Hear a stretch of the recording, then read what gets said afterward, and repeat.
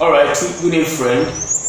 Today I'll be telling you strategic key weapons to make your strong-headed teenager listen to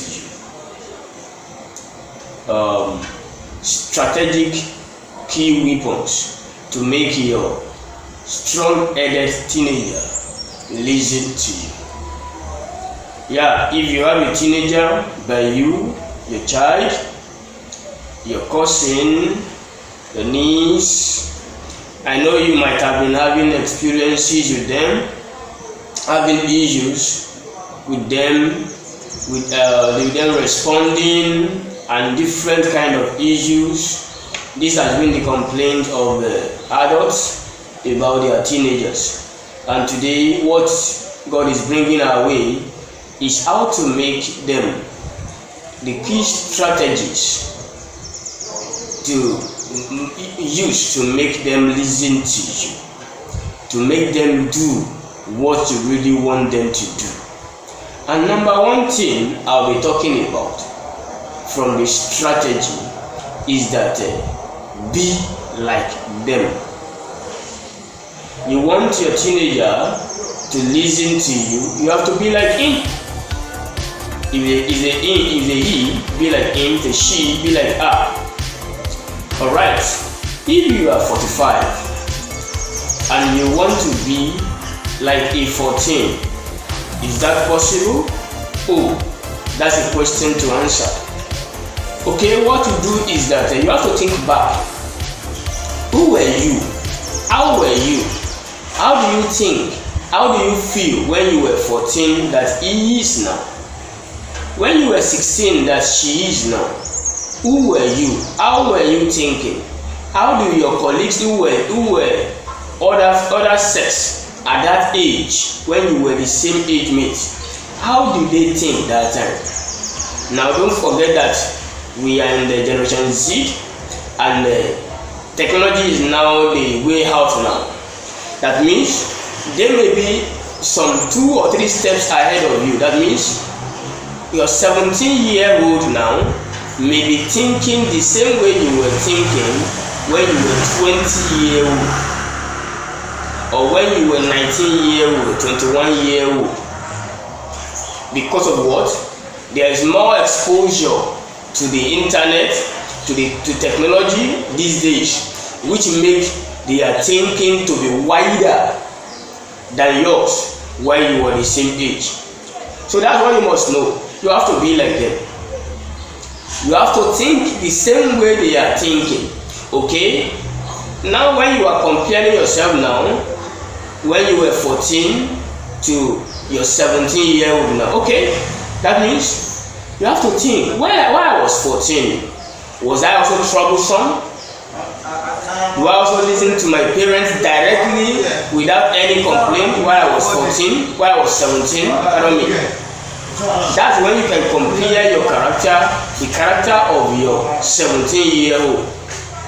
What is your own judgment? How did you see it that time when you were 14? That's how you can judge your 17 or 16 or 19-year-old now. So you have to be like them. You have to understand the way they think. You cannot understand it by a simple thing like that, but by putting yourself in the shoe, and how is what I was saying, going back in time to when you were in the what's supposed to be the age group. Now that is when you can know how to be like them. That means if you used to bounce, you used to jump, you used to go to the football field every time, then that means if they are doing it now, instead of just condemning, you have to be careful to know how to talk, because you are already in their shoe. You have to think yourself back. So that's number one thing. Be like them. Number 2, I want to talk about is that know what you know.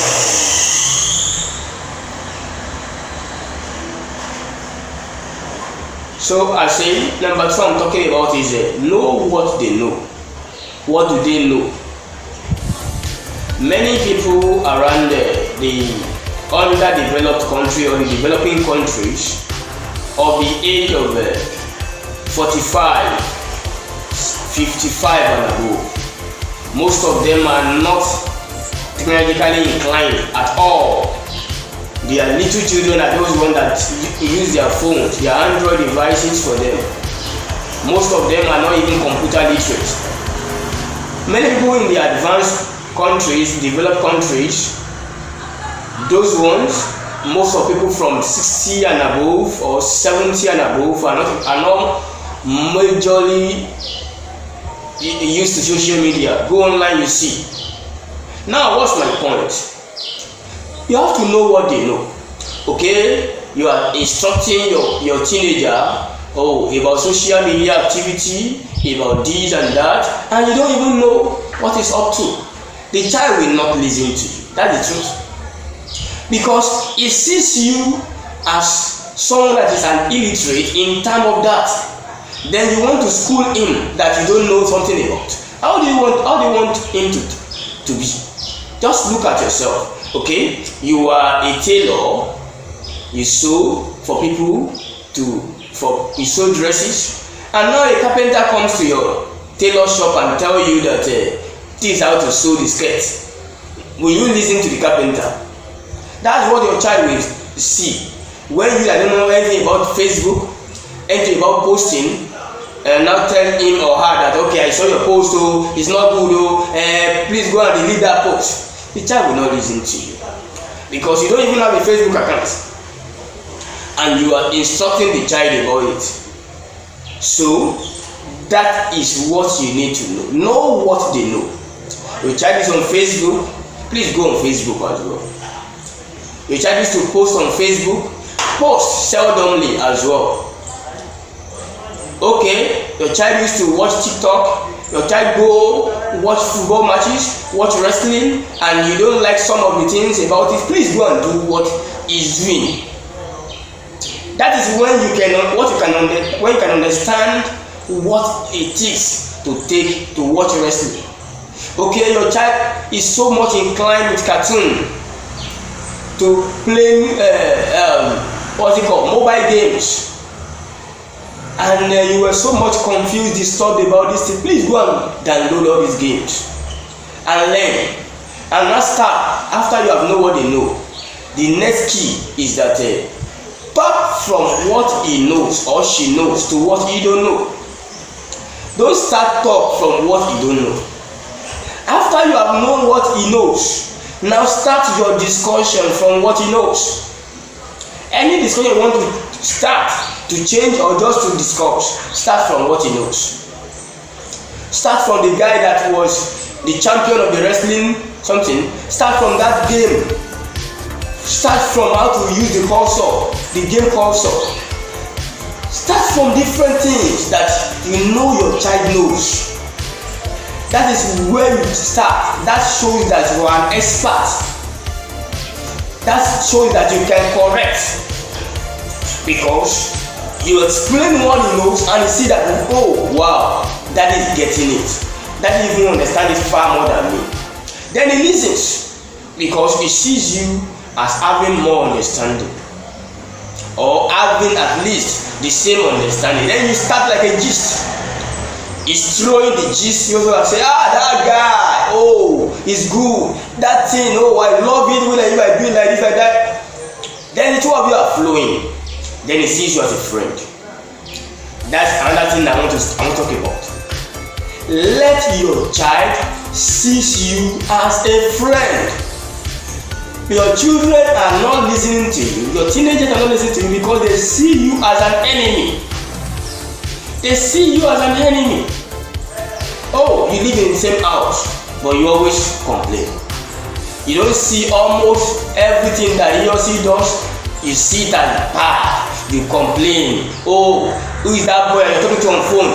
This girl, you want to kill me. Every time you complain. So he sees you as an enemy. He didn't see as someone that she needs to talk to. Ask her a question, she won't answer you. She will keep everything in her heart because she see that she is living with an enemy in the house. Even though other stronger enemies, so to call, did bad to her outside, she will not tell you inside because she sees you as an enemy. So you have to control yourself. Know what they know. Be like them. Talk from what they know before you go to what they don't know. Then don't act as an enemy. Okay? Now, after you are when you are going to start your talk from what they know to what they don't know, and they are not longer an enemy, then you need to know that your children, your teenagers will start developing interest in you. Then I will say this key as well, which can be the number 5, and that is that don't always complain. Don't always complain every time you don't see anything good in your teenager. Don't always complain, but prove what you want to tell him that is wrong by knowledge, and let him or her judge that he or she is wrong. Don't always say you are wrong, you are bad, you are. Call his attention. Start from what he knows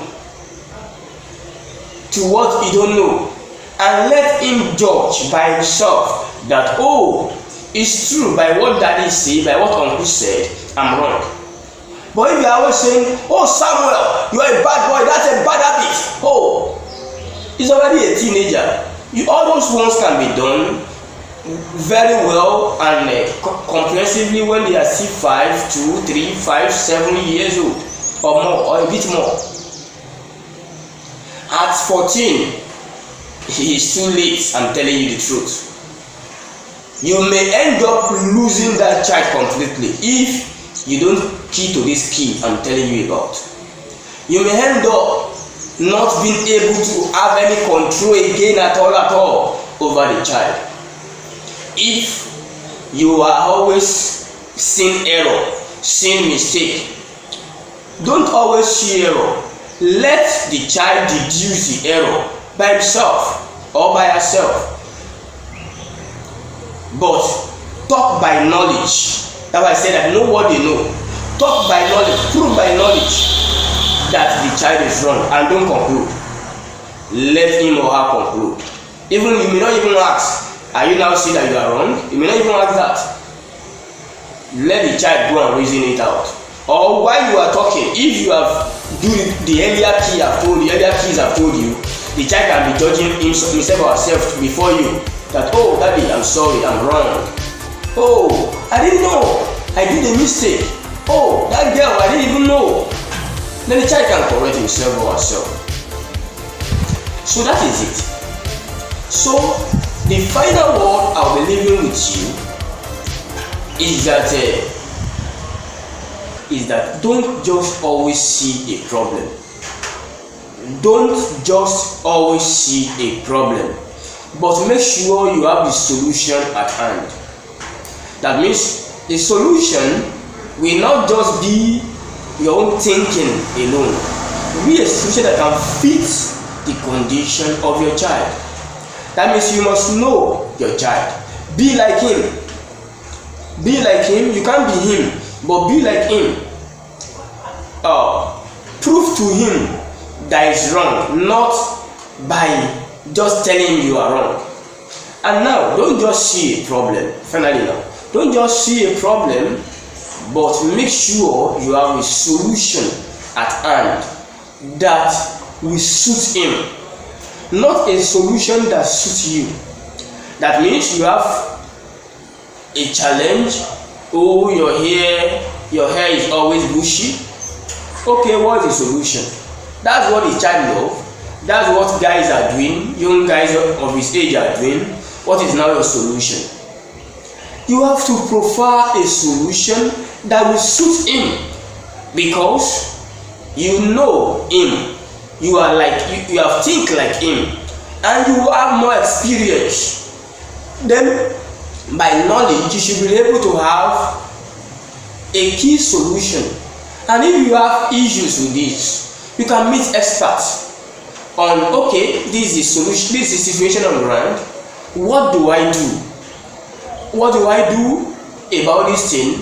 What can I do to help this child, to help this teenager? And they will tell you. That is my advice. That is the strategies. Those are the key strategic keys to help your strong-headed teenager to listen to you. These are the keys your strong-headed teenagers need. Please don't forget to like and subscribe to this channel if you have not done that. Share this channel with your friends and families, and let them also be a beneficiary of what you are enjoying here. And I pray for you that as you are doing so, God Almighty will help you over every situation of your life in the name of Jesus Christ. Thank you, and God bless you. See you next time.